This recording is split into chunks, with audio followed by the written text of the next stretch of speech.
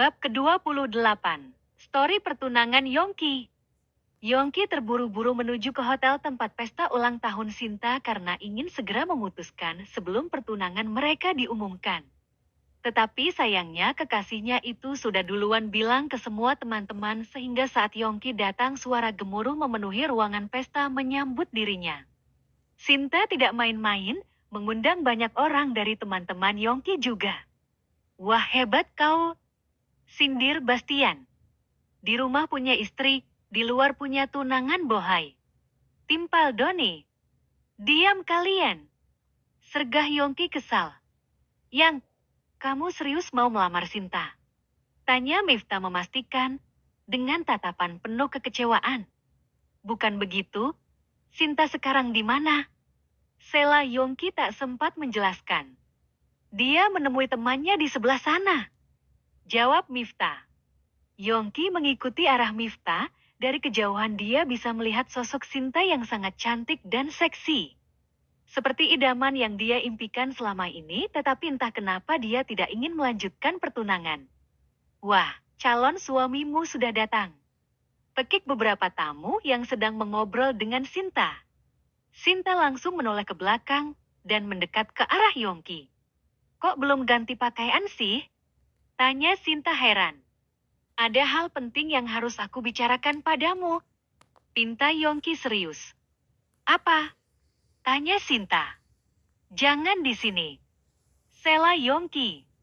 Mereka memilih berbicara di ruangan khusus yang hanya ada mereka berdua. Sekarang jelaskan kenapa kamu kemari dan belum bersiap-siap memakai pakaian pesta. Semua tamu sudah datang dan tidak sabar menyaksikan pertunangan kita. Tanya Sinta sedikit kesal. Yongki menarik napas.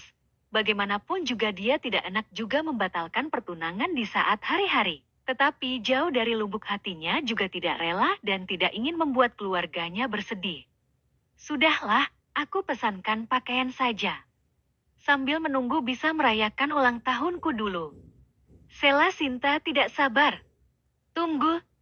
Pekik Yongki menghalangi Sinta menelpon seseorang. Apalagi? Tanya Sinta. Maaf, aku tidak bisa melanjutkan hubungan kita. Aku sudah punya istri dan aku tidak mungkin menyakiti keluargaku. Jawab Yongki jujur. Sinta melotot saking kagetnya, ini adalah malam yang didambakannya tetapi malah kekasihnya bilang ingin putus hubungan. Tidak bisa, Yongki. Mau ditaruh di mana harga diriku? Semua orang sudah terlanjur aku beritahu. Apa kata mereka jika saat hari-hari malah kamu minta putus? Aku sudah kurang mengalah, bagaimana coba? Saat kamu menikah dengan Indria, aku sampai rela dikatakan pelakor padahal justru Indria yang merebut kamu dariku. Kamu selalu bilang ingin menikahiku dan berusaha menceraikan istrimu. Aku menunggu dan terus bersabar dalam kepedihan. Ini adalah mimpiku, berharap kamu sekedar melamar saja, aku sudah bahagia. Aku rela kamu jadikan kedua dan aku rela hidup penuh tekanan asal aku bisa selalu bersamamu. Tapi bagaimana bisa kamu tega mau memutuskan secara sepihak di saat seperti ini? Rengek singa menangis histeris. Maafkan aku, Sinta. Aku tidak ada maksud untuk menyakitimu, tapi aku baru sadar siapa yang aku cintai. Jawab Yongki menundukkan kepalanya. Terus ini apa namanya kalau bukan mempermainkan? Kalau memang kamu dulu tidak serius padaku, kenapa tidak memutuskan aku sejak awal? Sekarang semua sedang menunggu dan tiba-tiba tidak jadi pasti aku akan dianggap sangat mengenaskan dan tukang pembual. Kamu tidak bisa egois seperti ini, Yongki. Aku rela kamu jadikan yang kedua, asalkan malam ini pertunangan kita tetap dilanjutkan. Rengek Sinta sambil merangkul lengan Yongki. Maaf Sinta, aku tidak bisa. Gumam Yongki lemah. Kalau begitu, kenapa tidak kamu bunuh saja aku sekarang? Untuk apa aku hidup jika hanya akan dipermalukan? Kamu juga harus memikirkan beban mentalku, lihatlah semua orang sudah menunggu. Yongki, aku mohon jangan-jangan batalkan pertunangan kita. Paksa Sinta menangis terseduh-seduh. Yongki meremas rambutnya sendiri, bagaimanapun juga Sinta sudah menemaninya hampir 2 tahun. Dia juga tidak tega mencampakkan Sinta begitu saja. Semua memang salahnya yang selalu memberi harapan padanya. Yongki, jika kamu memang sudah tidak mencintaiku tidak apa-apa. Aku sadar dan aku akan berusaha untuk ikhlas. Tapi aku mohon satu hal, hanya satu hal saja untuk yang terakhir. Yaitu malam ini pertunangan kita berjalan, setidaknya untuk menyelamatkan harga diriku. Setelah itu, kamu bisa pergi dariku, tidak apa-apa kamu memutuskan aku. Bujuk Sinta dengan wajah memelas. Yongki tidak punya pilihan lain, dia juga tidak tega jika mempermalukan Sinta begitu parah. Baiklah, tapi setelah ini maaf jika kita harus putus. Jawab Yongki setuju. Tidak apa-apa, kalau gitu ayo ganti baju dulu. Aku juga mau merapikan makeup aku lagi. Walaupun pada kenyataannya sangat pahit tapi aku tidak ingin jati lelucon di hadapan semua orang. Jawab Sinta. Saat Yongki berganti pakaian, Sinta membayar seseorang untuk mengambil ponsel Yongki. Ini sudah aku ambil. Bisik seorang lelaki bayaran Sinta. Kamu pegang, nanti ketika acara pertunangan kamu rekam, dan jadikan story di Waya. Jika sekiranya sudah banyak yang melihat kamu hapus. Bisik Sinta. Siap, jangan lupa honornya loh. Kamu santai saja, buruan pergi. Sinta sejak awal memang sudah mulai curiga dengan perubahan kekasihnya, dan ini adalah salah satu dari 1000 rencana agar bisa mempertahankan Yongki. Andaikan dirinya tidak bisa bersama Yongki, Sinta juga tidak rela membiarkan Indria bahagia di atas penderitaannya. Di sisi lain Yongki sudah selesai, Sinta langsung menyerahkan cincin yang beberapa hari lalu mereka beli.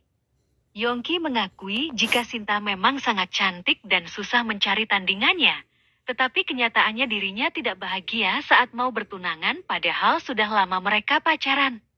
Ayo kita keluar. Ajak Sinta menggandeng lengan Yongki mesra. Ya, jawab Yongki melangkah dalam kebimbangan tetapi tidak bisa melepaskan diri dari jeratan Sinta. Semua yang melihat menyambut dengan sukacita, kecuali Miftah. Yongki menyadarinya, tetapi saat ini tidak bisa menjelaskan. Kemudian Sinta mengambil mikrofon dan tersenyum lebar pada semua orang. Dalam hati Yongki berasa bersalah juga, pasti berat bagi Sinta tetap mencoba tegar dengan jiwa yang remuk. Walaupun Yongki tidak bisa menikahi Sinta, tetapi dirinya juga tidak tega membiarkan Sinta dipermalukan oleh semua orang. Malam ini adalah malam paling bahagia dalam hidupku. 2 tahun aku bersama orang yang aku cintai, dan tepat saat ulang tahunku dia ingin memberikan hadiah terindah. Aku hanya berharap, semoga kebahagiaan ini bisa kekal. Sinta terus mengucapkan kata-kata harapan sambil menangis, membuat semua tamu ikutan menangis haru tak terkecuali Yongki. Karena mimpi yang barusan Sinta ucapkan besok dia hancurkan. Indria terbangun, dia terkejut sebab belum sholat maghrib dan waktunya hampir habis. Setelah melirik ke jam, Indria merasa tenang sebab waktunya masih keburu. Tidak lama kemudian Fatimah masuk. Ibu mertuanya itu terkejut melihat Indria tanpa cadar. Subhanallah, Umi kira kamu adalah bidadari surga, nak. Sungguh cantik sekali kamu. Pantas saja Yongki setelah kalian menikah tidak rewel lagi. Ucap Fatimah tersenyum cerah. Umi, Indria mau sholat dulu ya? Keburu habis waktunya. Loh, kamu kan sedang datang bulan. Masa kamu lupa? Sela Fatimah mengingatkan. Ah lupa, soalnya sudah tidak nyeri lagi. Indria hanya tersenyum, kemudian memakai jilbab dan cadar lagi karena ingin keluar ikut menyambut tamu yang datang. Mas Yongki kemana, Umi? Tanya Indria. Dia tadi buru-buru keluar, saat ditanya malah tidak menjawab. Tadi Mas Yongki memang izin ada acara malam ini sih, tapi tidak tahu mau kemana. Umi, apakah para tamu sudah datang? Baru tetangga dekat saja. Yuk ikutan membaca doa. Ajak Fatimah menggandeng menantunya penuh kasih sayang. Saat mereka keluar, tiba-tiba terjadi kehebohan sebab Gozali memegang dadanya sambil duduk menangis terseduh-seduh. Sedangkan ponsel milik Gozali sudah terjatuh. Abah kenapa? Pekik Indria dan Fatima bersamaan. Gozali hanya menangis sambil merintih kesakitan. Dan tidak bisa mengucapkan apa-apa. Ayo bawa Pak Gozali ke rumah sakit. Sela beberapa tetangga heboh. Indria, kamu hubungi Yongki sekarang juga. Umi temani Abah, nanti kamu menyusul dengan Yongki. Pinta Fatima menangis pilu. Indria berlari ke kamar mengambil ponselnya, dan saat menelpon suaminya tidak diangkat. Mas Yongki, ayo angkatlah. Gumam Indria masih mencoba menelpon. Indria mencoba menelpon Miftah, tetapi juga tidak diangkat. Dengan iseng Indria melihat status, siapa tahu bisa melihat posisi sang suami, dan betapa terkejutnya jika status suaminya adalah video Yongki yang ternyata sedang memakaikan cincin di jemari Sinta. Pantas saja Abah langsung syok saat tadi melihat ponsel. Mas, kamu tega sekali. Batin Indria langsung menangis. Tiada mampu diucapkan bagaimana pedihnya hatinya saat ini, sampai-sampai Indria tidak sanggup untuk mengucapkan sesuatu. Kemudian Indria teringat akan mertuanya, dia mencoba bangkit dari keterpurukan dan ingin menjemput suaminya. Indria takut jika terjadi apa-apa pada Abah, dan suaminya itu akan menyesal seumur hidup. Mas, aku menyerah, kita sebaiknya bercerai saja. Batin Indria mengambil jaket dan mengemudikan mobilnya menuju hotel. Indria dalam sekali lihat sudah tahu hotel tempat Yongki dan Sinta bertunangan tadi.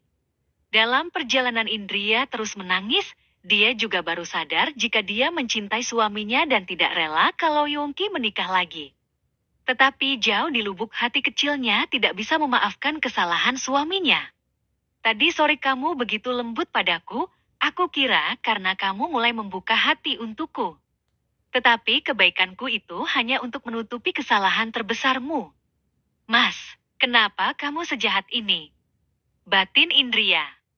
Indri sejak awal selalu berusaha untuk tegar dan menyiapkan mental jika suatu saat suaminya akan menikah lagi, tetapi nyatanya dia tidak mampu menerima kenyataan. Baru tunangan saja, seakan nyawanya ikut melayang.